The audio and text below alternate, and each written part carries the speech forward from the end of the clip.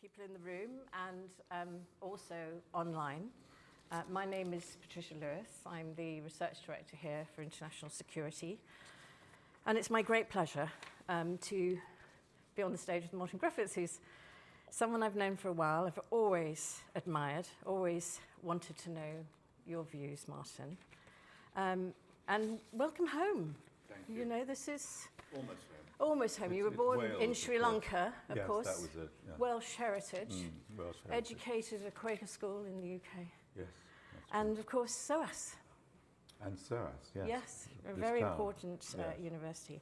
Yeah. And you were in the Foreign Office. You then went into the UN, and you've been then in the UN in various forms for almost your whole time, except when you and I were in Geneva together, when you were running the Centre for Humanitarian Dialogue and doing an extraordinary job there in all sorts of parts of the world, underneath the radar, as it were, doing a huge amount of conflict prevention, conflict mediation, and so on. Yes. So it's a real privilege to have you here at Chatham House, and you've just stepped down from being the OCHA Under Secretary General, and you know that sort of tops out your career. And I think we'll get into this, but one of the key notes of your career the whole way through is what's kept you going, and that's this belief in humanity and hope. And I want you to talk about that. Sure. But just before we came on, we thought that we might just take a minute, or less than a minute, a few seconds, to just think right now of all the people being affected by these wars that are going on right now. And indeed wars that have happened before, who are being killed, maimed, their lives completely turned over. And there's so many of them, and they're so brutal. So maybe if we could just take a few seconds pause. Would that be okay, just to do that?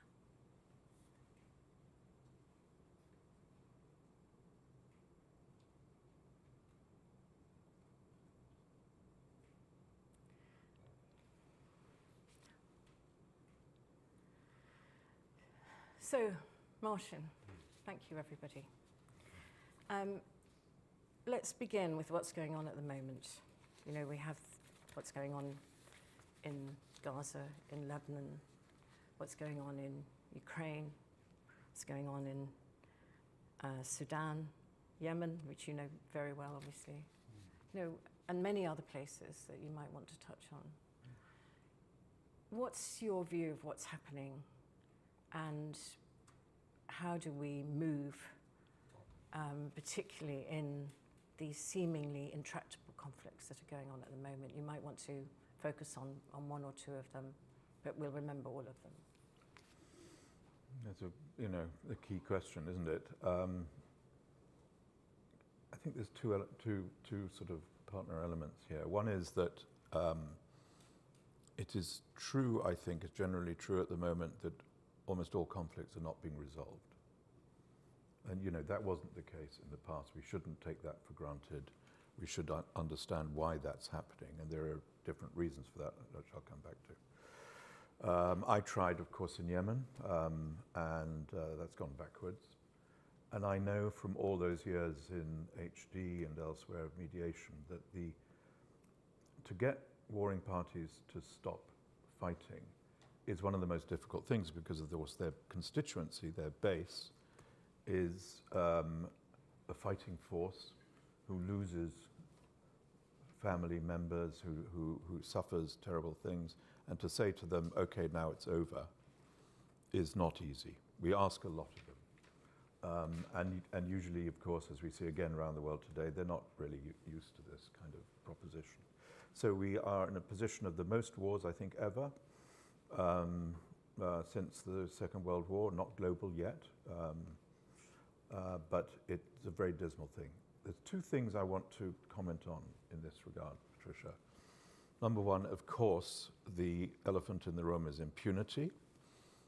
We see that very strongly everywhere we look. One of the things that is very important to me is the killing of humanitarian aid workers. I don't say it's the top issue in terms of impunity, but it is soaring. And there's virtually nobody who has been investigated, indicted, or convicted for such killings. So why wouldn't you kill another humanitarian aid worker who's helping their enemy because you're not going to suffer for it. And it's a disgrace. Number two, the amount of money spent on sort of what I was involved in, humanitarian aid around the world, which is, by the way, still impartial, neutral, and linked to need, not politics. It's 50% funded a couple of years ago. It's going down. While the expenditure on military is, of course, as I said elsewhere, 2.4 trillion, I think it was a couple of years ago. We got, I think, for our aid programs around the world, about 25 to 30. We got half of what we needed. So the world is not looking favorably on the suffering of others or what to do about it. And that's true, has been true for a long time, but it's gathering storm. So before I look to the good things, it's important, I think, to notice that what happens in Gaza doesn't stay in Gaza. And of course we see that tragically in Lebanon, but it doesn't stay in Gaza in terms of educating other people around the world in why not do the same. Why not go to war? Why not? You're not going to suffer for it, except in the public reputation. You might win. Go for it. And of course, we've seen that vividly in Sudan. In contrast to this miserable world we live in, and the impunity thing has been growing for years. It's not arrived now in the last 3, of course, but it's a pattern. It's a growing pattern. The other thing is, of course, that humanity, which, as you say, I sort of nobly link myself to, or try to do that, has not diminished. It has not diminished. It seems to have diminished in the decisions of many of our leaders, but it has not diminished in the people like us around the world. And I have had the awful privilege in recent years of visiting many of these people, going to every crisis, going to the war. And you see again and again and again the extraordinary generosity, people risking their lives for their neighbors. Burkina was the great example for me.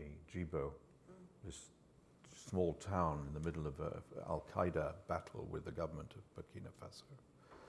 It had been closed off from imports of food and goods by the fighting which was surrounding the town. Town of about 70 or 80,000, 300,000 people were displaced right next to them.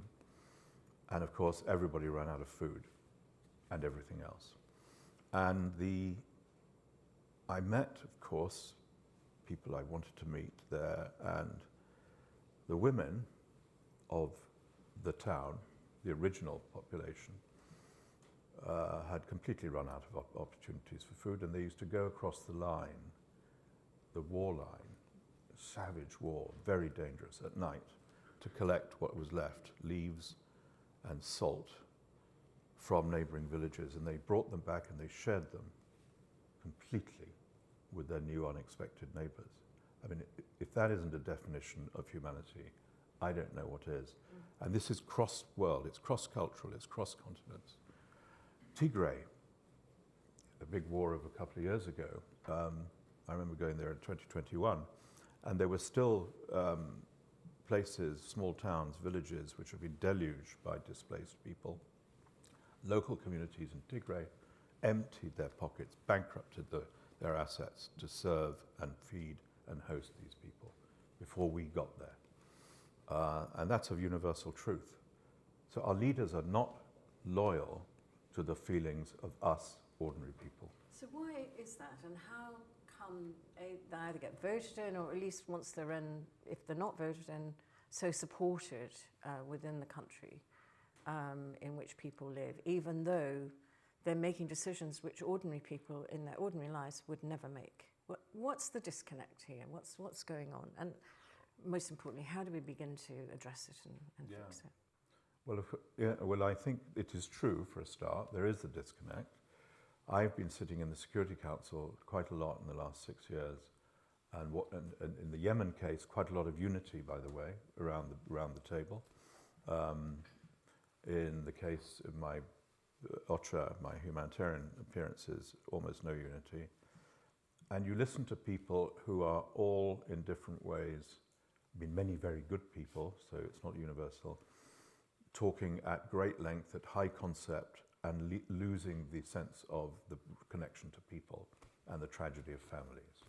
Partly because they don't visit, partly because they've been instructed not to by their capitals, and partly because it kind of is, that's the way we do things. This country has, for understandable reasons, especially given recent history of Russian interference in the British society and the killing that they have engineered here, has been very, very vocal, of course, on the invasion of Ukraine, as I think we all were. But it leads to a further sort of syndrome of, well, we're not going to talk, we're not going to connect, we're going to condemn. Actually, condemning is probably the thing we do best. And it's striking, and at the moment still understandable, and I would agree with it now, that we're still talking of the war, the war, the war, and not so much yet, but it's beginning, the just peace. And we should all be thinking of those things. And that leads me to one, I think, general point that I feel is right from experience.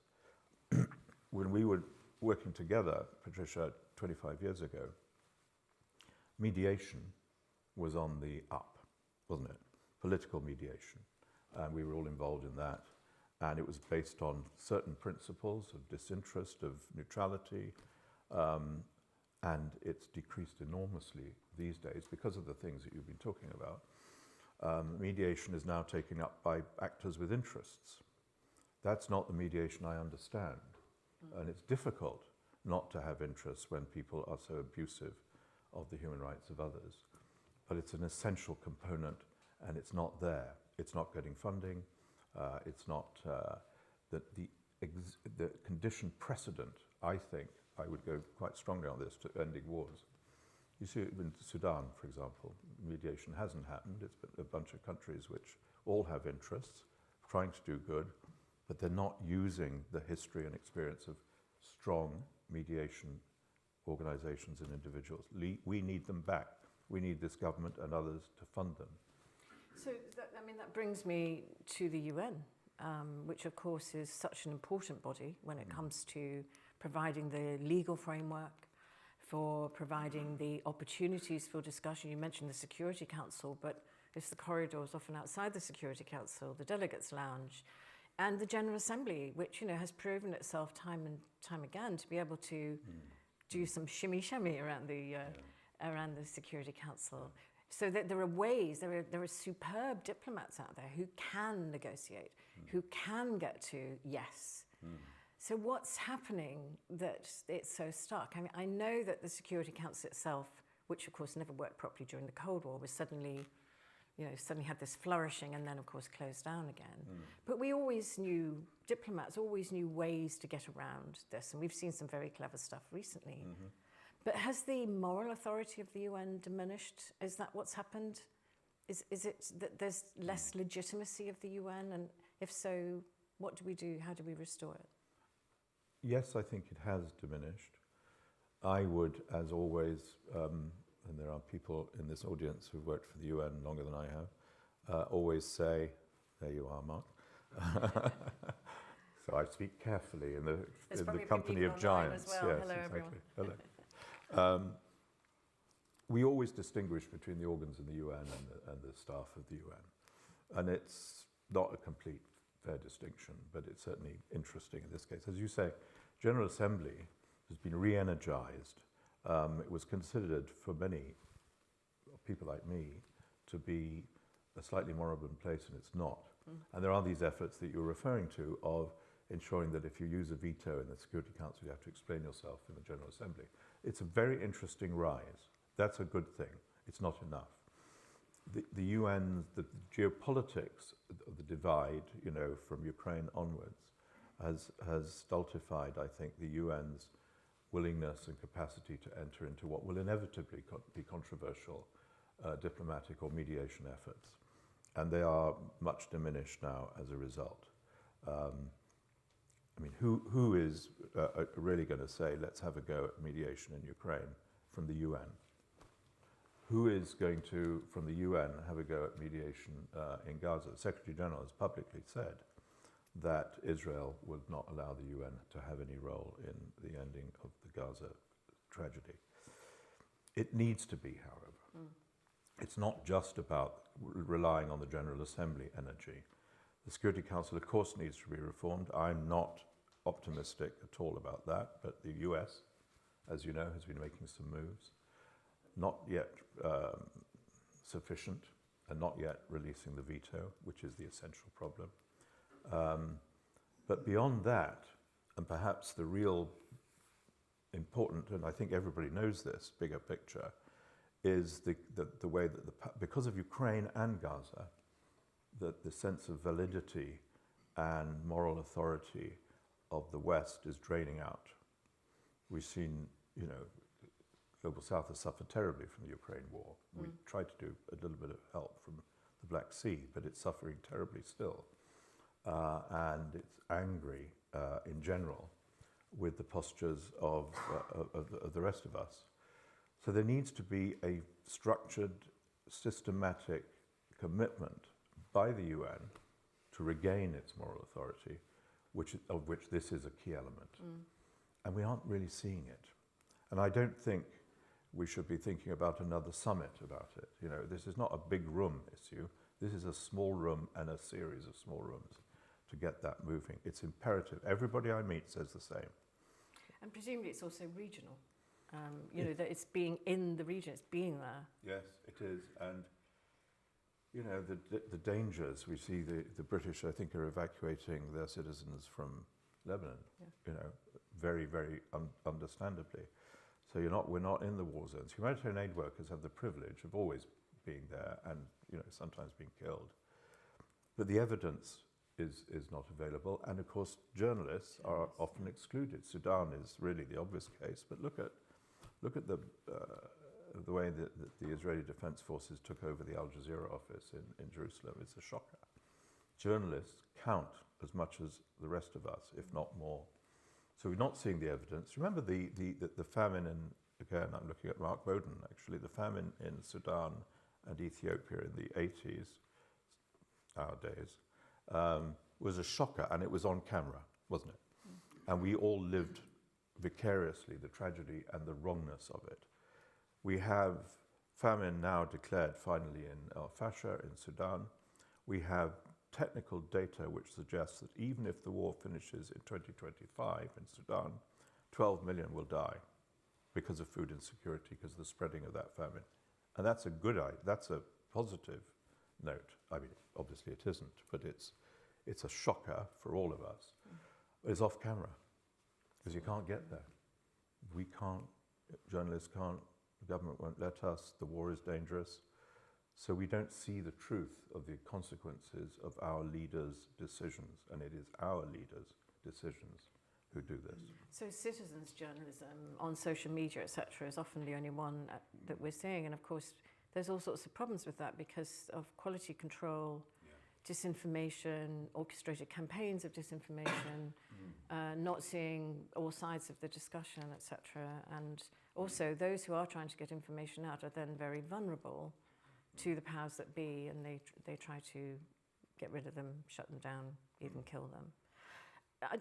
Just to get us back to the situation at the moment in the Middle East, and next week is the anniversary of the terrible atrocity on October the 7th, which kicked off this whole new phase. The US and others have been trying to contain, if you like, this righteous anger all round and to keep it from escalating. But this looks increasingly precarious. Can you give us some ideas of what you think, with all your knowledge, all your experience, might just work in this? We're doing a lot of work on conflict prevention. There are huge amounts of knowledge out there. What we don't have is a good evidence base of what works, where, when, and how. But we're trying to build that up now. There's scholars all around the world sifting through data, using artificial intelligence as well, a bit like we find new medicines, and just trying to really think through the things that might work under different circumstances and provide the evidence base for that. Now, you've got a lifetime's worth of evidence, if you like. And is there something that you think could transform the situation and prevent it from escalating? Can I just say one quick word? I'm not retiring. I haven't ended my tortuous career. You just left the UN. This is the 7th time I think I've left the UN, so, you know, it's an in and out job. How many retirement parties have you had? None. I'm horrified by that. No. So, because there's so much to do, obviously. Yeah. I think the absence of certain things in the context of the Middle East now, as the Middle East crisis, are pretty clear. And as you say, people are attending to them, but not in the halls of power. The first is, of course, that I understand why Israel invades its neighbor as it is today and yesterday reported. Why wouldn't they? What's going to happen to them? Do you think that, you know, even the ICJ with its heroic efforts has not been able to get the provisional measures applied adequately into Gaza? Israel looks at its attacks on their enemies and our friends, the Lebanese people, as perfectly sensible for their own security. So it's a jungle. But now, would you say that's very short-term thinking? Because in the long term, yeah. Is this not going to affect Israel's security negatively? Well, I think so. So that's one of the things, and I think that's what I wanted, one of the things to comment on. It's obvious to anybody who's spent, you know, a bit of time in wars and dealing with armed groups and terrorist groups as well, that this kind of ground warfare generally doesn't work. Yes, you kill people you want to kill, and that's also a tragedy, but it creates a generation of jihadists, as we've heard so often in the case of Gaza, and now in the case of Lebanon, and probably Syria as a knock-on. And the essential part of security, I think, you're the expert, Patricia, is hope, a horizon for people to see that there is something better coming. And the removal of hope for the Palestinian people and now the Lebanese people is an absolute sin, worse than a crime in some ways. And it's very, very plainly being done. Where do we have the publicly accountable discussions on arrangements for post-war Palestine, Gaza and the West Bank, and their security, their right to their own governance, their finally let's get to the promised statehood? It's not happening in public. It's happening behind closed doors. There are enough leaks to tell us that it's a discussion which excludes largely the Palestinians, and it doesn't, as far as we know, the plans, and I think pretty straightforward, provide for the security of Israel either. Regional security is not a single state security. That's always been the supposition. It didn't work in terms of October the 7th. Hamas wasn't normally active in those sorts of things, but they did, and they are part of the problem here. We don't distinguish between the cruelty of killing civilians. It's not a matter of you're worse than I am. It's both are bad. And the anniversary is coming up. So the first thing is, if you want to stop a war, provide a vision of what is better than a war, and provide it publicly, and work quietly with the parties, and don't just talk publicly about they need to stop without actually going into the ditches and the trenches to try to make that happen. The second related thing, I think, is that the region, never mind the wider world, but the Arab region also doesn't have an aligned view on what should be the pathway. They're not being asked in a systematic way, by the way. As if I was one of them in Qatar or Emirates or Jordan, I'd be pretty annoyed about that. But an aligned view of the region, of the Arab region, is incredibly important to support its own people. Palestine is part of their own people. Again, it's excluded. We in rooms like this and your work talk about it, but it's not really on the table for diplomacy at the moment. I mean, the security of one people only arises from the security of all. That is such an old worked experience, and it's not being applied here. Hope, mutual security, serious, publicly criticized and examined and cross-examined arrangements. Thinking about what happens after the war is essential throughout a war. You don't wait for the beginnings of the end to do that. You do it early because you provide people with that essential, ordinary people like us, essential hope. People die without hope. It's really that simple. They give up, they get sick, they die, the voices are diminished, and we condemn them to a silent death. Not right. So, hope, vision, right? So, an example to give us this hope and vision of where it's worked. You mentioned in Burkina Faso where you've seen real ordinary people, but where has it worked in the past with leadership that you've seen? I mean, I can look to the northeast of Ireland, the relationships that transformed over that whole area in my lifetime, which was so hard to imagine when I was a child. But, you know, so there is that possibility. South Africa nearly went to civil war. Extraordinary leadership that we saw there, from all sorts of, you know, civil society through to people in office. Can you give us some hope, some idea of a parallel, or not quite parallel, nothing's ever parallel, but that could inspire us to think that it's not impossible right now to end what's going on? Of course, if we were to concede that this is impossible, we might as well just go home and eat. Well, a lot of people are just going I home. know, Right? but not us, I hope. No, really. We're in the trenches, right? Yeah. Nice trench, by the way. As trenches go. As trenches go, it's pretty good. No, we know, first of all, that it's an essential responsibility of every individual to not lose hope and to not lose effort, not just nice hope at home, but effort. Secondly, we know, and you've cited the example, the South African example is fascinating. It was indeed, amazing leadership. It was resolved. It's not still quite resolved, as we know. It wasn't just the leadership, it was the people working with and against sometimes the new leadership, the Mandela period, but it resolved it. The whole resolution of conflicts in Latin America and Guatemala and others. Colombia, of course. Colombia is an astonishing. So we don't talk about those things because they're not quite as interesting, including to the media, as the passions and tragedies of war. So we look at the big current conflicts. We notice, as I said earlier, that they're not being resolved. There's a reason for that.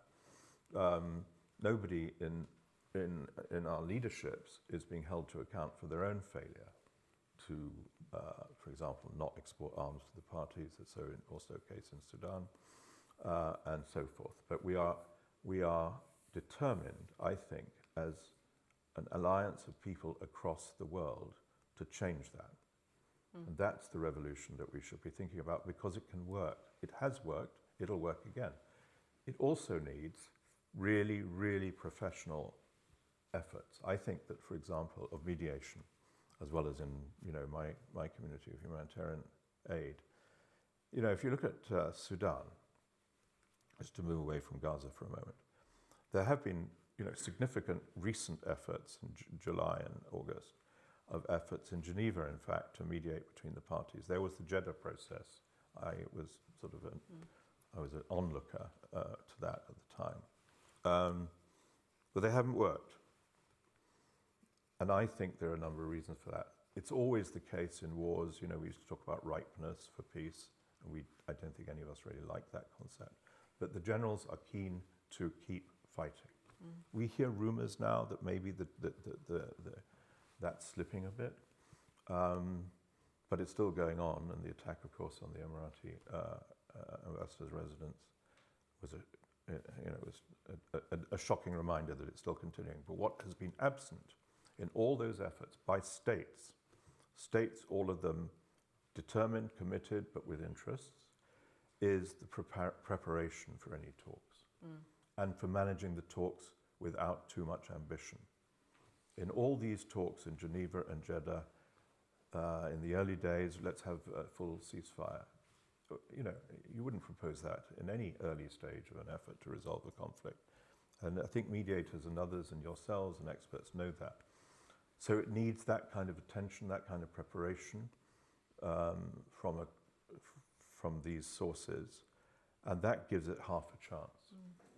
And half a chance is a lot better than what we've got at the moment. So there are things to do. Just on one thing, you know, where we've seen peace efforts get traction, it's often been because of community leadership and also women's leadership. And if you look at Colombia, you've got this diversity of representation in that peace process. So it's part of the problem that once you go to war, it sort of narrows down to these sort of mostly men, you know, doing things that increase their own personal power. Is it partly that? Is there a psychological aspect to this and a societal aspect to this that we need to kind of embed before this sort of things kick off?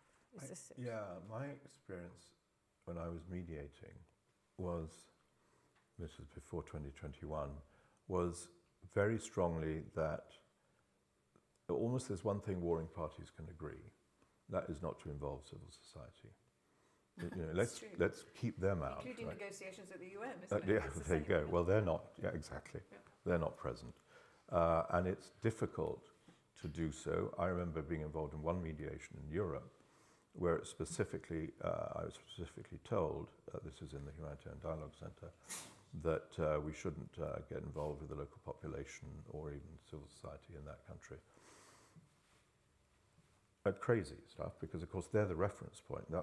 They're also hopefully the beneficiaries, and it worked in that country. I was reminded, I was in Jordan recently talking about the Middle East efforts, and I was told by a very one of their leaders that please don't ever forget civil society. So you have powerful voices. That was a woman, by the way. Of course. Exactly. Most mediators are men. There you go. But it's obvious that you need to create those links. You need to leverage the knowledge, the energy, the relevance and the legitimacy of civil society. In Sudan, once again, I'm looking at Mark Bowden, who's spent a lot of time there. It's all your fault, Mark. I might give you right on time, Mark. Yeah, that's right. Just one last point. And Sudan is a poster boy for this, because the talks are between generals and militaries. And you kind of know that you need to start that way. I did it when I was involved in Indonesia many years ago. But you shouldn't end there. And the extraordinary courage, for example, of the emergency rooms in Khartoum and around the country, it's not as if they're not there, relevant, and actually deeply impartial. Impressive, given the misery that they're surrounded with. Medical help for their communities, their neighborhoods. It's amazing. Sudan is not poor with these people, and it's their country. So of course you have to make sure you should be accountable as anyone involved in mediation for the absence of them or not. Annan in Kenya in 2008, remember that, a sort of masterclass of mediation. He spent his time. I remember I was there from time to time. He spent his time meeting the Chamber of Commerce, the media, the Red Cross organization, the NGOs in Kenya, the Aga Khan Foundation, the civil society. All the time, he made sure that he was consulting them. Yeah. It can be done. It can be done. And we do know how to do it. Yes. We just keep forgetting. We just don't. Yeah. There are novels about this. Yes. I'm going to turn now to the audience and ask for questions. I also have some great questions online and a lot of outpouring of thanks for you, Martin, which I'm not going to be able to... well, let's just say that everyone's saying thank you for your service, as the Americans would say, but also for the great conversation, you know, for everything. Thank you. I'll give you that big thanks from everybody online, and I'm sure in the room as well. Martin, do you want right of reply? Sorry, Mark. Not Martin. Mark. Do you want to start? Do you want to kick us off? As your name has been mentioned in dispatches. Ruthlessly exploited, yeah. Can you wait for a microphone so that everybody online can hear it as well? Thank you. Thank you. Well, let me return the compliment to Martin, who I think has been one of the great emergency relief coordinators that the UN has seen and one of the most effective. And he's not retiring. And which he's is not such a retiring. relief, None of us I can't tell retire. you. Look at him. You're the poster boy for that. Yeah. None of us retire, so not retiring, Martin. But the question I have is both related to Sudan and more generally about the capacity of the UN and humanitarian actors to retain independence. And I wonder how far, I mean, this relates also to the issues of impunity, how far the strictures of recognition, I mean, Sudan, the problems of working only through Port Sudan, Myanmar is another example, how far the UN is hobbling itself in terms of allowing humanitarian freedom and independence and constraining its own operations in that way. And secondly, whether there needs to be more emphasis and what vision you see for the General Assembly in terms of addressing the issues of impunity and accountability. Because I think these are the two sort of fundamental issues of humanitarian reform. Thanks. Thank you. Do you want to? Yeah, sure. Yeah. And then I can go out to some Yeah. more. I mean, Mark's obviously right in his first point, and then he went into some details. But these are the two issues, aren't they? How do we deal with impunity, and how do we deal with neutrality for humanitarian benefits and protection? You know, I was just in New York, like so many people were last week for the big meetings of the day, the summit, the future, and the General Assembly, and I was not part of it, and I was so happy for that. But it is an entirely member state set of meetings. It's run by diplomats, it's run by officials, and that's how the UN was set up, of course. I mean, it's not a surprise, it's a member state organization. That's not the way you're going to address impunity, I think. And the dealings, as we saw in the Summit of the Future, the deals that were made and the spoilers that came and went, is illustration of that. The General Assembly is a vehicle, but it needs a lot more help, and I think direction and suggestion as to how to play that role. The Global South discussion, I think, is an important one, but like everything else, it needs proper assessment and preparation. And it's not there yet. I think what is necessary is, among many other things, Mark, is like in Sudan and elsewhere, we need to challenge publicly, including, of course, in London and elsewhere, as you have, with Martin and others, not me, the idea that sovereignty trumps all. You know, in Sudan, and I have had obviously direct experience of this, it's been an impediment to the other sovereign obligation, which is caring for your own people. And it shouldn't stand. And Annan, in his period as Secretary General, wrote about this, and he tried to do something about this, and he could, of course, being African, he had more credibility than us. And it hasn't really worked, and I think if you talk about the new power moving away from the west to the south, it's going to be a big issue. We know that sovereignty is really important to new countries. It's a vital privilege and asset. So there is a need for closed room consultations about how to address these issues and thus how to empower the UN. The UN is driven, obviously like you, direct experience of this, driven by the interests of member states. It needs to be a little bit more, this is a weird thing to say, a little bit more independent. There was a lot of controversy about the access to the northwest of Syria after the earthquake, and I was criticized quite a lot, and I think I apologized for it as well. An interpretation of the law that was not a universal consensus, but quite a strong one about the rights of the sovereign government. And of course, I spent a lot of time in Damascus with President Assad and others on this, and we found a compromise, but we didn't solve a problem. That's really, there's the mounting up of unsolved problems is why we see the world today. So there needs to be a much more determined, not necessarily by UN societies, but by us, the bigger us, with new partners around the world to get involved in this. There needs to be much more understanding about humanitarian diplomacy, this old and now new concept, old thing, frankly, and now, a big discussion point, which is barely understood by most of us.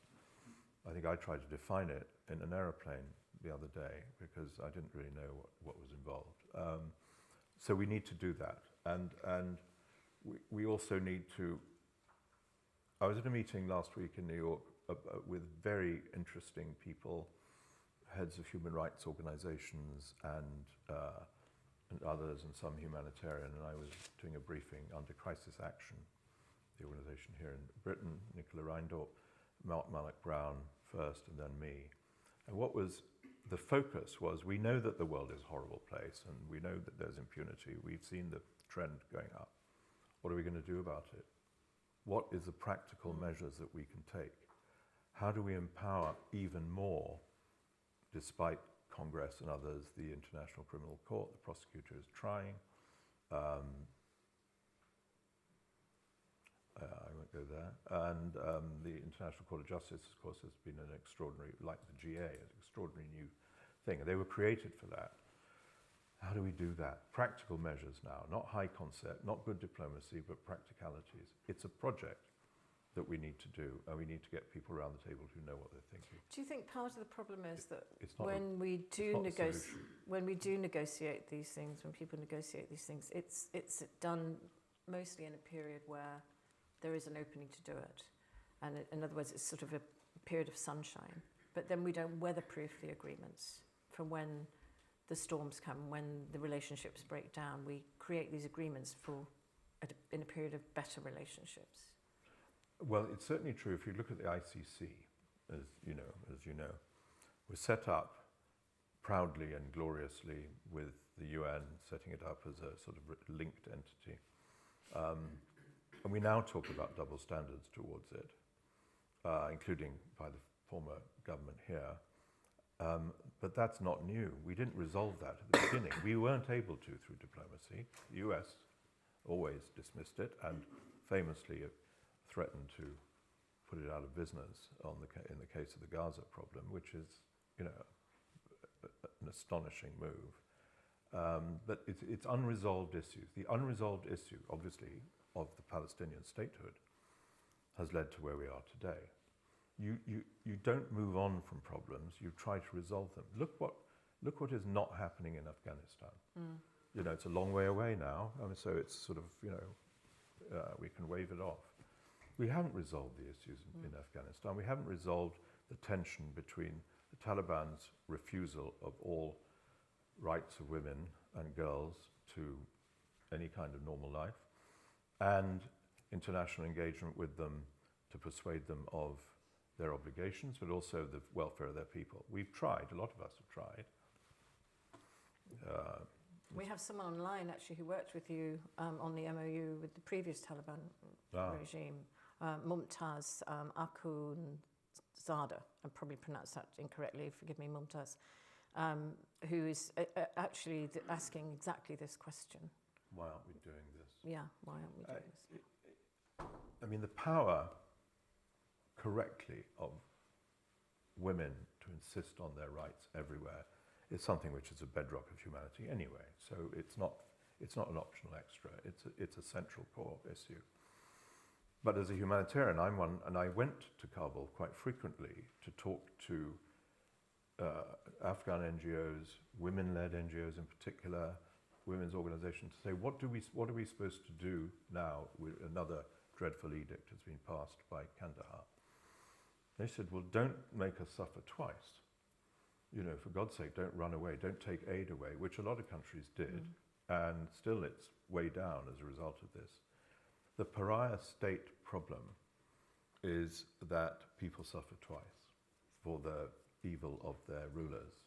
And it's true about, in many countries, Syria, Sudan, Afghanistan, Myanmar, an absence of development assistance. The absurdities that you have to go through in Syria over these many years as to how to provide primary education for people. You can't do it through the Damascus structures. You have to create your own new organization to pay for the primary school teacher. This is absurd. Very much more expensive and probably less quality.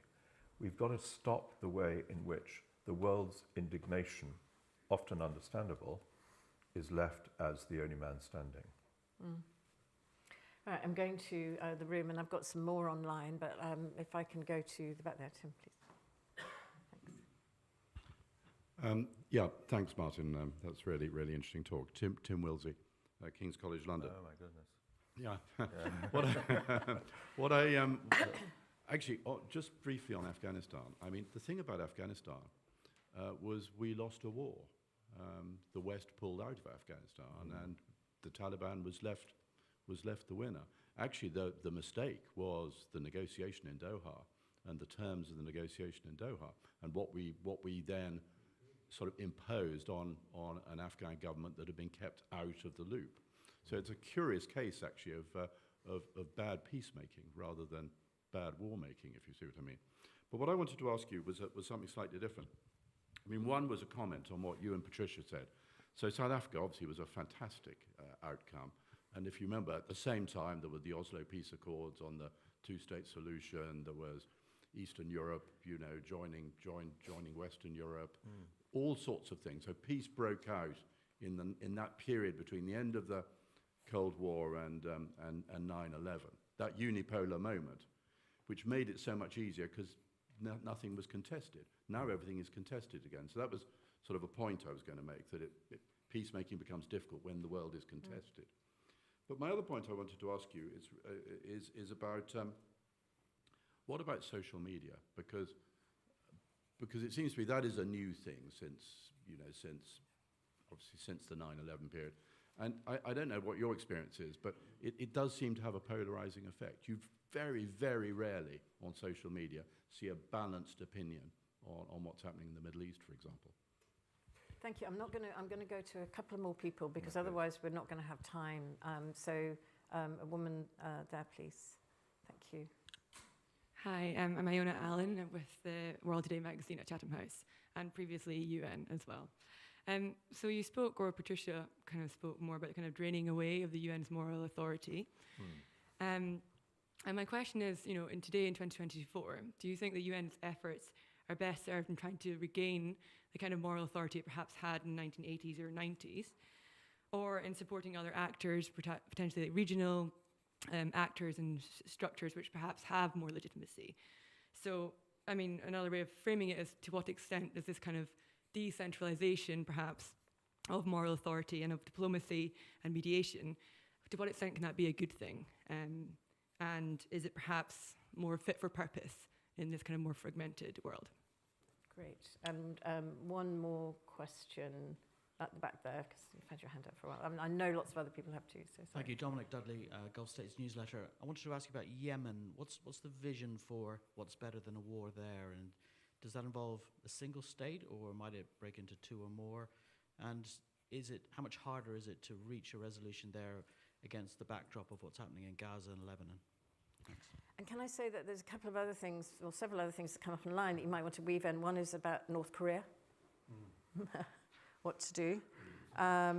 It's a wider question than that, but also about Tigray and food as a weapon, if you like, which, so the whole issue of food security, the issue of sanctions, the sort of intractable decisions, may be making things much worse. I remember I was in just to take that last point, Patricia, I was in a meeting of a committee that I chaired in OCHA of the International Humanitarian Agencies.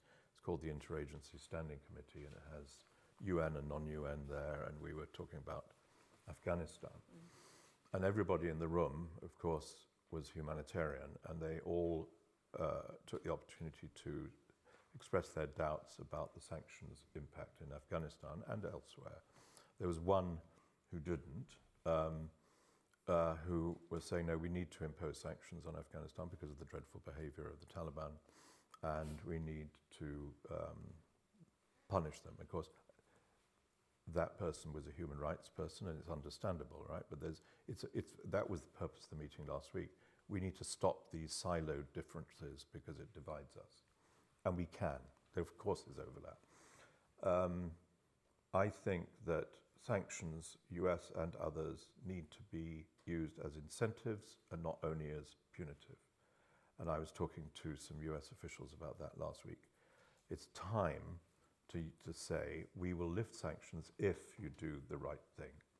It's not an absurd idea, but it's not an idea which is observed globally.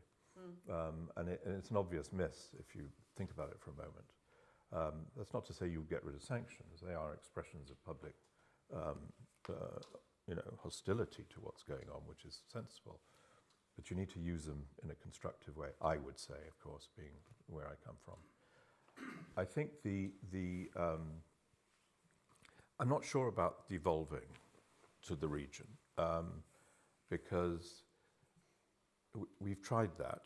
The African Union was very slow to solve the Tigray war, and it was there in that country. It eventually did, I think, a job. I actually am one of those people who think that Obasanjo is a great man, and I think that was helpful. The ASEAN has not really got into the weeds on Myanmar, despite the extraordinary efforts of Retno Masuda from Indonesia when they were in the presidency, but they sort of fallen down. So regions alone, I would say the obvious. Of course they must be involved. So it's not devolution, it's inclusion. They have assets, they have experience, they have things to say which the Erie Towers of New York and Geneva don't have. But one should not think that the UN should abandon its responsibilities, which we all created it for, and hand it on to somebody else as a sort of way out of their problem. The somebody else should be telling the UN what to do, not to take it all themselves. And I think that would be more positive. But your question is an important one, because it says that we need to, it's not just reform of the Security Council, back to your question. It's how do we make this system fit for purpose? And I believe that it needs, obviously, it's one of those inflection points now because of the way the world is and the way it hasn't been able, the UN in its organs and secretariat hasn't been able to stop these wars that we're talking about. So it's an important thing. Tim, important, but I think it would be different. I would approach it in a different way. The assets of regions are assets, but not substitutes. Tim's point was about the issue of timing, I think, wasn't it? You had 2 points, Tim. One was on the issue of timing, which is on Afghanistan and the fact that the war was lost in a bad way. And I agree with that. I mean, I think it's self-evident, isn't it? And it was self-evident in terms of the evacuation, which has been much debated, of course, across the world. I remember meeting I've dealt with the Taliban, as you know, Tim, for a very long time, since 1982, in fact, I discovered the other day, and I was talking to one of the senior Taliban after they arrived in Kabul, in that September of 2021. And this was from a very, very powerful family within the Taliban. He said, we don't know how to govern. We know how to fight, but you must help us to govern. And we've seen that, although it's interesting that, tax is raised and, the trains run more or less on time. Security is much better, but it doesn't solve the problem. And we yet need to solve them. So wars ending, is your point, isn't it, is a very, very serious matter. And that's why I said that about the future of Gaza. We need to know how to end the war. And of course, the 2006 invasion of Lebanon. I have an idea about what will happen next. What's the follow-on? What's the vision? Yeah. Is it accountable to the people involved, not just the leaders? Is it publicly debated? On the whole, not. That wasn't, really, was it? I mean, it was extraordinary sort of to and fro in Washington about, should we name a date for our withdrawal? Well, then you've sold the farm. So I agree with you. Managing the end of wars is as difficult as starting to resolve them. So I've got a couple more questions in the room, and I will also take a couple of things that have cropped up online So if I could perhaps go to my colleague Julia. Hi, I'm Julia Knoyer. I'm a researcher in the International Security Programme here at Chatham House. I wondered if you could speak a bit more about what you think is the future of UN peacekeeping. Are we seeing sort of the beginning of the end? And if so, is there anything that the Security Council can do to sort of improve the effectiveness of these operations? And then at the front here, very patient person. And all of you have been very patient. My apologies for not being able to get to everyone. Michael Shrimpton, an intelligence author and commentator. In my left-wing youth, Martin, I was persuaded by that lovely man, Malcolm Harper, to join the UN Association, and I was a great supporter of the UN in my youth. Now I'm older and marginally to the right of centre, I'm sadly forced to agree with my old friend Henry Kissinger, who's shamefully murdered, as you may know, in November last year, that we have arrived now at a position where we've returned to real politique and that collective security has failed. Would you agree with that? And then online, we've had questions about UN peacekeeping, which we've not really addressed. I mean, it's certainly the sort of the other side of the coin, as it were. And then an interesting question is, why do we, keep on insisting on keeping borders? Should we have a more relaxed attitude to changing borders? I thought I'd end with an easy question. MSF, come in the room. Yeah. I think realpolitik is a cover for bad behavior, actually. I mean, that's how I see it, and the consequence we see all around the world. We need always, and that's why the UN was founded, and that's why so many organizations, as you know, were founded, including the ones I've worked in, was to escape from the willfulness of leaders and provide a sort of a rectification according to certain values and principles, and now, in particular and powerfully, laws, which have been long there and long abused and seem to be even more abused day by day. So that's why we need the UN. But we need the UN to be, your question, fit for purpose. And that means, I think, and it goes a bit to the borders question, Patricia, that means that we need to be a little bit more open about the issues of state control of their own people, of their own future. We need to have a discussion about it. It should not be taboo. It obviously needs careful management in the case of the UN because it's a member state organization. But it's not off the table. We expect the United Nations to talk to us and to think what we're thinking as well. And it's no more clear to me than now that that's missing. And this last week, I think, what was probably wonderful in many ways, but it was a reminder of that.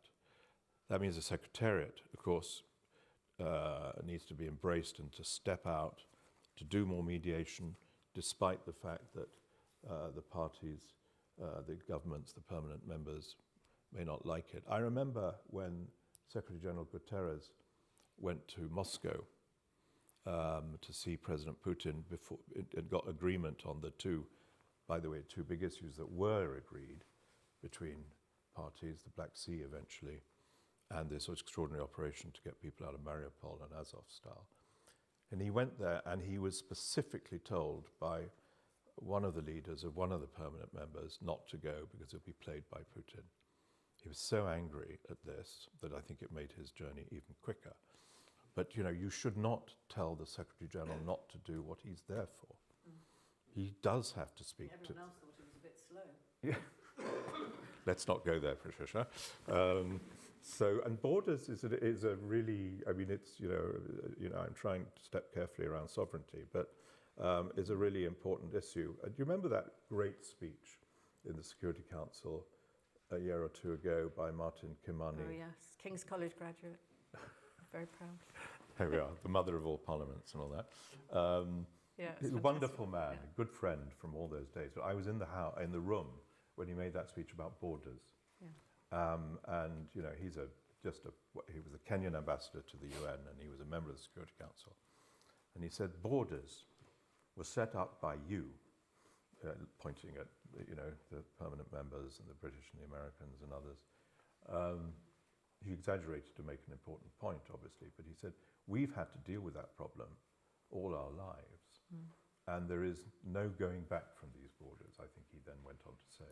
We have to live with them. To change them now, look what happened in India, would be a very difficult point. So we have to live with that. But we don't have to live, and that's why MSF was set up, we don't have to live with the rights of certain communities to actually work across borders. I think the humanitarian community, there's this big discussion in the humanitarian community. It was the Syria case, it's also the Sudan case. Law, there's international humanitarian law which asserts that you must, in principle, get the agreement to the host government, but that you should not make that a veto on your action. Now for the UN, and I know I've discussed it a lot in my recent years with the UN leadership, that's very difficult because of course Security Council will jump up and down, and so will the member states. But it's a right which is not observed. It's time for us to rethink it, and I hope revitalize it. Martin, I know that there are many more questions. I think you've given us an hour of your time where you've covered an enormous amount of issues, scope, conflicts. I think everyone in this room and online could do with another hour, which is, you should always leave them wanting more, in my view. And I think you've done that too in stepping down from the UN. We're all wanting more. You'll get So more. we're going to get more, and it'll be Martin Griffiths Unleashed, I think. Is that the title of the book? So I was going to set up an organisation called the Office of Martin Griffiths until my son and daughter, one of whom is here, said, I don't think OMG is going to go over too well. Papa, you're not God. I know, it might. I loved it. It might express some. I think it's the right thing. It's truth, right? So thank you. Thank you very much. Thank you for everything you've done, but also, and what you're going to do, because I think, you've clearly got fire in you, and it's, you've got some time now to do something. And thank you for being here today and giving us your time when you're in London.